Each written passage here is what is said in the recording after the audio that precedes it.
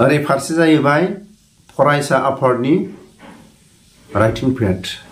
ओरै जाहैबाय थगायसुलाफोरनि। बे थगायसुलाफोरा सोर? सोरनिबा हिन्जाव खारनाय, सोरनिबा हौवा खारनाय, सोरनिबा न'खरनि जेंना, सोरबा बिदा फंबाय खारनायाव बिथांमोनखौ हमनो मोनबाय होननानै बिथांमोनखौ न'सिम दोनलांनो, बिथांमोनखौ लांनो थाखाय गारि भारा नांगौ होननानै थगायनानै थाखा फैसा बिहरनाय।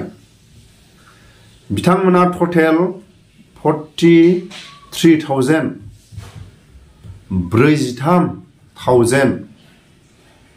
थाखा थगायनानै बर' न'खरनिफ्राय बिथांमोना थगायनानै आरो जायफोर बिथांमोननि गेङाव नंखाय XNDB होननानै थाखा बिहरनानै बिथांमोनहा फरायसा सानैसो दं आरो हारसा सानैसो दङ आरो दुथां खामानि मावग्रा बर' सेंग्राफोर दं। बिथांमोनहा थगायनानै मा खामानि मावो बे फैसाजों? दाबा रेस्टुरेन्ट जुमाय लोङो, शिलंआव बेरायहैयो। नाथाय बिथांमोना 43,000 थगायनानै मा खालायखो? गुवाहाटियाव थानाय XNDBफ्रा 16,000। भिडिअनि फुटेजआव नायनानै दिनै सोरबाया रागा जोंनोबो हागौ, सोरबाया गाज्रि मोननोबो हागौ। फरायसा आफादनि राइटिं पेडआव अबेबा मोनसेया अनजिमा गैया, अबेबा मोनसेया अनजिमा दं। 4,000। 411 गामि हाबनायाव हेफाजाब मदद बिदों फरायसा आफादा। फरायसा आफादा अफिसियेल खामानि मावनो थाखाय मालाबा समाव दिल्ली, मालाबा समाव गुवाहाटी, मालाबा समाव क'क्राझार माखासे अफिसनि खामानि मावनायाव थाखा फैसा नांगौ जायो। जायफोर फरायसा आफादा हेफाजाब मदद बिदों जोंहा जेबो बुंनांगौ जेबो गैया। आरो नैबे थगायसुलाफोरनि मोनसे लिस्ट।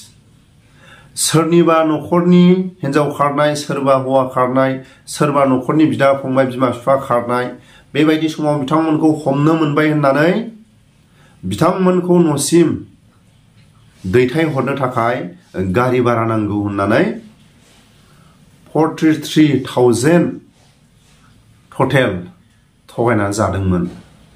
बिथांमोनहा रावबो नङा, सानैसो फरायसा जोंनि बर' सेंग्रा आरो सानैसो थगायसुला बर' सेंग्रा आरो लोगोसे हारसाफोर दं।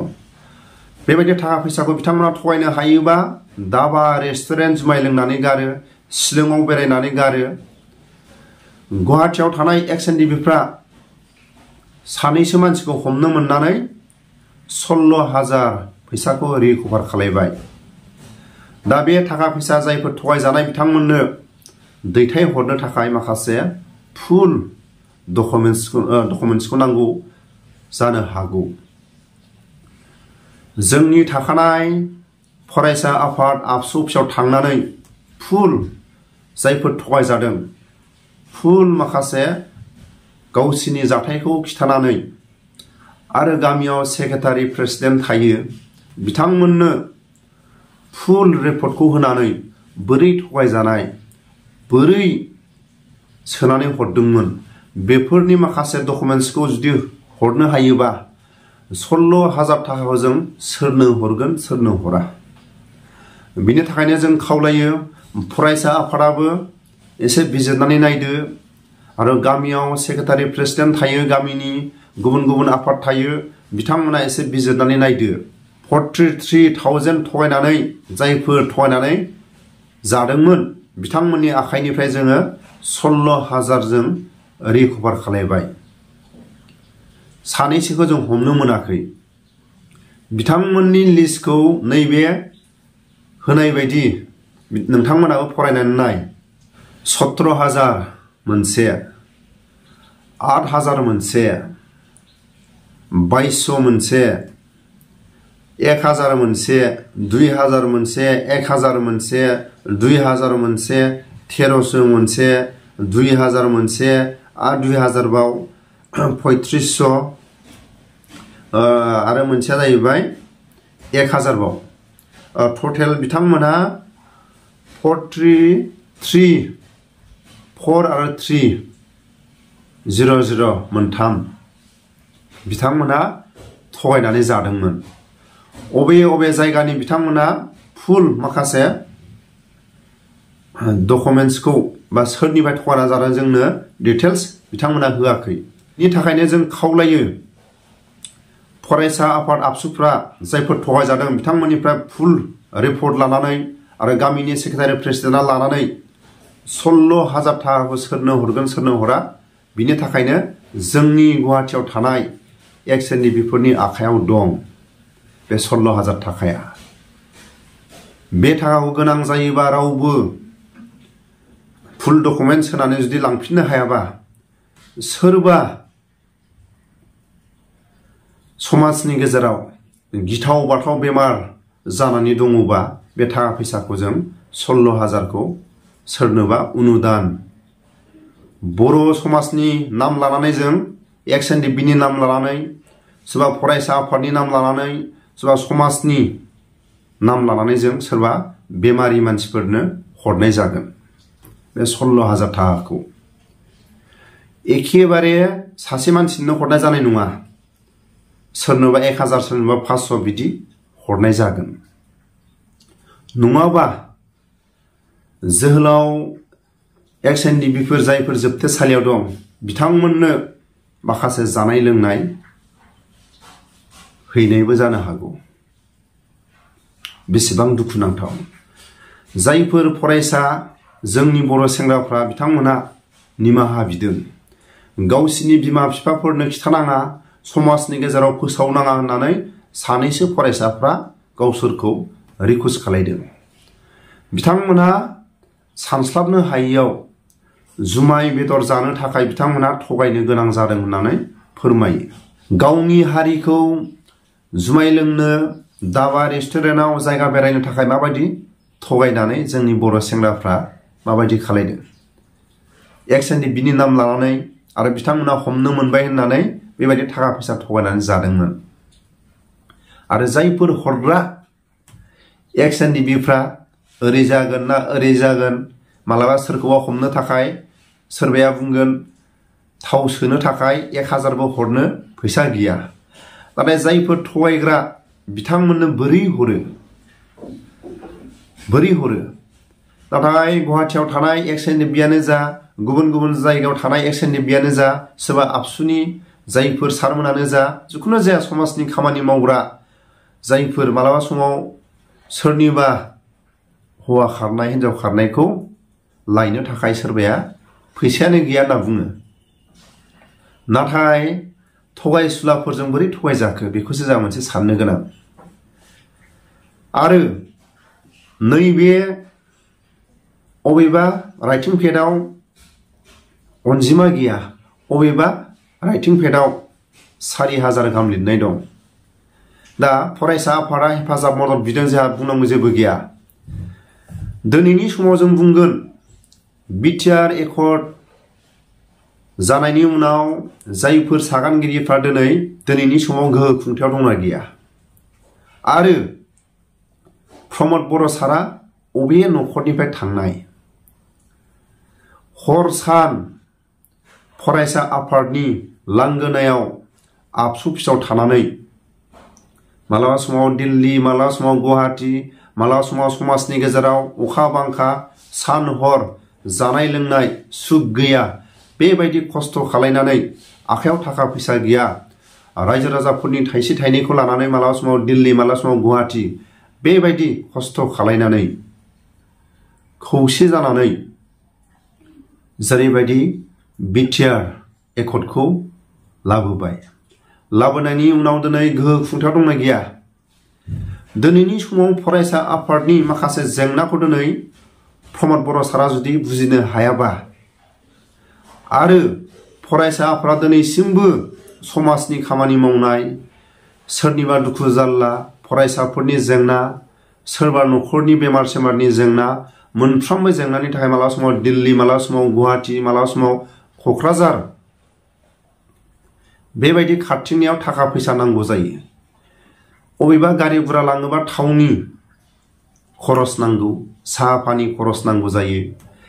बेफोरखौ दिनै प्रमद बर'आ बुजिनो हायाबा उननि समाव सोरबा प्रमद बर'नि जायगायाव फैयोबा सोरबा हर सान खस्थ' खालायनायखौ सोरबा आबसुनि आखायाव थाखा फैसा गैयालासिनो खस्थ' खालायनायखौ सोरबाया बुजियाबो जानो हागौ।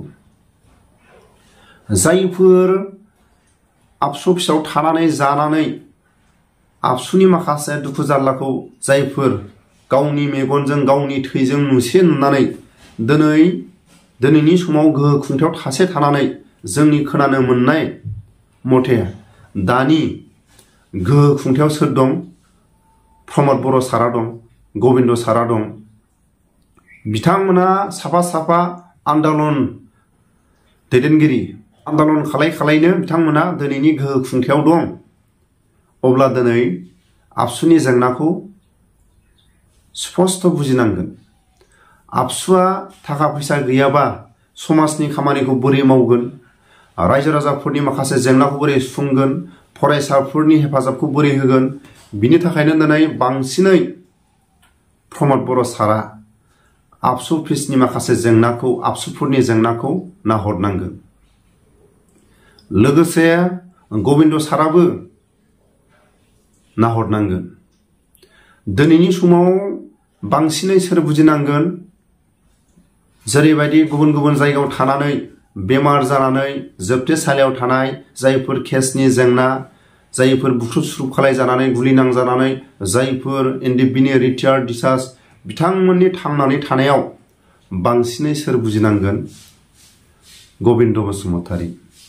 उननि समाव बिथांमोननि जायगायाव सोरबा जुदि फैयोबा हयथ' आबसुनि दुखु खस्थ' आबसुनि माखासे जेंनाखौ बुजिया जानो हागौ। एनडिएफबिनि गुबुन गुबुन जायगायाव थानाय जोबथेसालियाव थानाय केसनि जेंना मोनफ्रोमबो मुंख्लंफोरनि माखासे जेंनाखौ बुजिया जानो हागौ।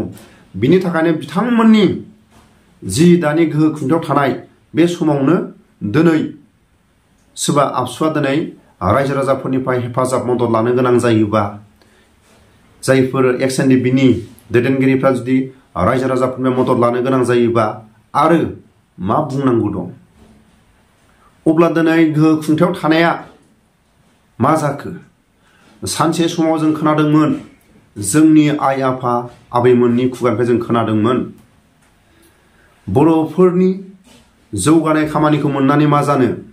गाबोन समफोर बर' एलेकायाव गिदिर गिदिर माखासे कलेजानो जा, मेडिकेलानो जा, माखासे अफिसखौनो लुनायानो जा, अफिसनि माखासे जायफोर दैदेनगिरिफ्रा गुबुन हारि जायोबा बे एखे नासयनायानो।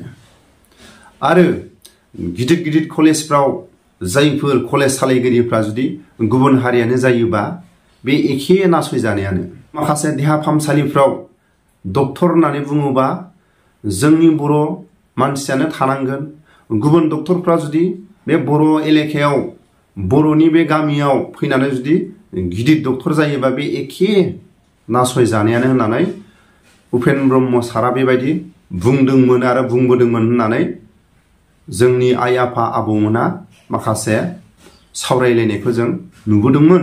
मेडिकेलाव थांबाबो मोजां बिजि थुवा, मोजां मुलि हरा, सम मथे ट्रिटमेन्ट होआ। उपेन ब्रह्मनि बुंनाय, जोंनि आइ आफा जोंनि आबौमोननि बुंनायाथ' खोथाया नंखाय नङा, बे एखेयानो जागासिनो। दिनैनि समाव मानो थाखाय प्रमद बर' थानायाव दिनै आबसुआ मानो थाखाय दिनै रायजो राजाफोरनिफ्राय हेफाजाब मदद बिनो गोनां जाखो?